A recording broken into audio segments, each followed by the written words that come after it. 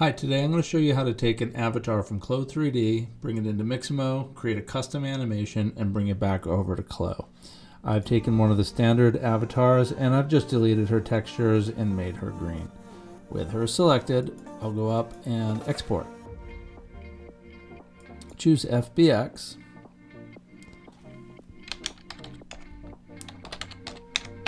Give her a name.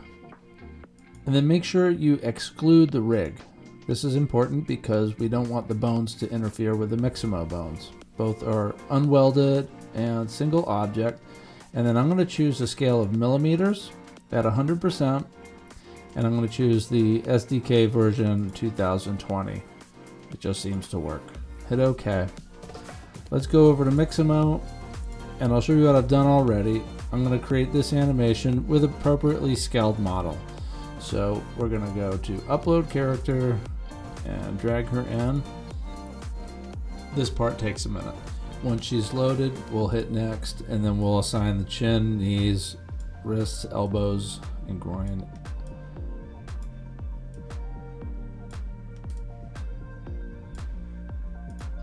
I've selected this Northern Light spin because I think it's pretty cool. I'm going to download it. I'm going to download her with skin at 24 frames per second. And let's then change this to a T-POSE. And there are no A poses that I know about in here. And this is fine because we're just going to go from this pose into the spin move, and that gives CLO3D some time to simulate the clothing. So this time I'm going to do it without skin at the same frame rate and download those. While that's going, I'm going to come over here and in Blender, I'm going to make a new general file. I'm going to select all of this stuff, hit X or delete, and then I'm going to go in File, Import, and I'm going to choose the FBX. I'm going to choose the T-pose, and these are the ones that are named from Mixamo, and make sure that animation is checked on, and they both should come in. And if you zoom in and move your playhead around, you'll see that she spins. Before you do anything else, make sure you come over here, select this armature, and change the scale to 0.01. I just copy and paste because I'm lazy. And this will drive you absolutely bananas if you don't do this. Your scale will be wrong coming in to CLO. Now it's the right size. Okay, now we have to name these. Come up over here and you're going to be in this view. You change it to Blender file, and these are the two things you're going to be looking for. See how they're named just sort of arbitrarily? We want to make sure to name them. So we see this is highlighted and we know that is the T armature, and then therefore the other one is going to be our main armature, and you can just kind of highlight them here and see that it shows up. A little highlight next to it. Which one is which over here? The easy way to figure that out, come up to the left corner and you get that little plus sign, and you're going to pull this out. You're going to come over and grab the non-linear animation, and then we're going to try to figure out which one is which. The one with more keyframes here is the animation, and that's the one we want to name as main. So you can just come over and see like what the name of it is, and they're really similar, but the 001 version right here is T, and the one above it is main. We're going to wind up getting rid of these after anyway, but that just helps us to name everything so it makes sense. Now we push these little actions down into NLA strips, and now we're going to apply these. So with that, you can select that T-pose and delete it out of your scene. And we're going to apply that to this particular armature. So select over here, Shift A. That makes a new slot, and it has to be highlighted. And you put your mouse right here, and then Shift A again. And see how now you have a choice? Now I can also apply that T-pose. Well, that's actually now an A pose, which is fine. And we want to blend these two together. So if I zoom in and scroll my mouse and move around, I can see that the A pose right here, or T pose, whatever, is one frame long. So with that selected, type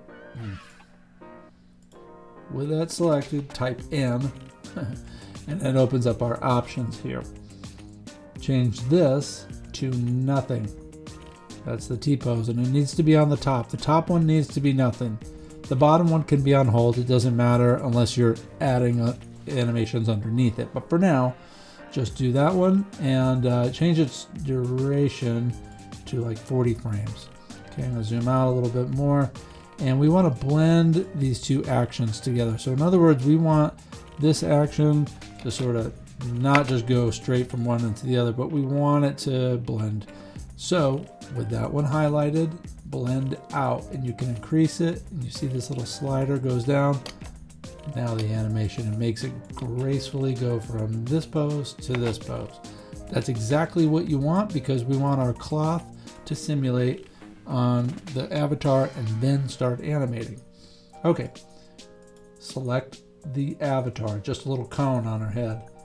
Come up to Object, Animation, Bake Animation. And in here we want Overwrite checked on, the other one checked off. Shift select both pose and object, and I know that the duration of my animation is 111 frames. I don't want all that extra stuff. Now I'm gonna hit OK. It takes a minute, and then you see that the animation is created up here. Push that one down into an NLA strip, and you can see now it's named over here as action. Now I can come in and delete the rest of these. Take out these slots, and all I'm left with is that one action, and that's all we want for CLO3D or Unreal Engine or any of those other. So then we come over here and delete, whoops, deleted the wrong one. Delete main. Yeah, I'm just right clicking and deleting. And then same thing with the armature. I just want the main armature, which is this one, and I just want one action. So now it's all cleaned up. I don't have all kinds of extra actions or any of that stuff, and the scale hopefully is correct. Now I'm going to come over and I'm going to export. FBX, I'm just going to choose armature and mesh, and then I'm going to go to copy here, and that just makes a new folder full of my materials if I need them again. Make sure that bake animation is selected, and I'm going to go to downloads here, and this one's just going to be called demo, and I hit export. Now back in CLO3D, I made a new file and it just default scale, and if I go file, import, find demo, I'm going to leave it at that millimeters 100%, and I want it to be a load type of open as an avatar. Hit OK. Oh, thank God. It comes in at the right scale. You know, you can always do that thing where you bring in an avatar and then add another one and see, but if you don't do that little 0.01 thing at the beginning of Blender, forget about it. This is going to be all wrong. So now let's go over to animation and double check this. Hit play. Awesome. Okay. And another way to check to see if you didn't screw up the scale completely is just grab a garment from your pre-made garments over here. These are from my collection.